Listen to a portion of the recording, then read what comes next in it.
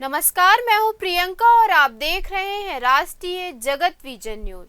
स्वतंत्रता दिवस के दिन फिर से तेज रफ्तार का कहर देखने को मिला।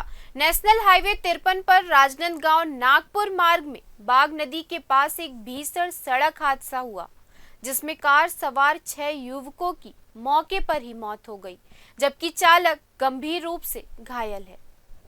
जानकारी के मुताबिक मध्य प्रदेश के इंदौर आरटीओ से रजिस्टर्ड मारुति अर्टिगा नागपुर से राजनांदगांव की ओर आ रही थी। तेज रफ्तार में नियंत्रण खोने के बाद कार डिवाइडर पार कर सामने से आ रहे ट्रक से टकरा गई। टक्कर इतनी भीषण थी कि कार के परखच्चे उड़ गए और उसमें सवार सभी युवकों को गंभीर चोटें आईं। हादसे में मारे गए युवकों की पहचान आकाश मौर्य, नितिन, अमन अख्तर, गोविंद सहित 2 अन्य के रूप में हुई है। घायल चालक का नाम सागर यादव है, जिसकी हालत नाजुक बनी हुई है।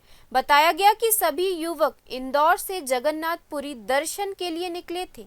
पुलिस ने मौके पर पहुंचकर शवों को पोस्टमार्टम के लिए भेजा और हादसे की जांच शुरू कर दी है।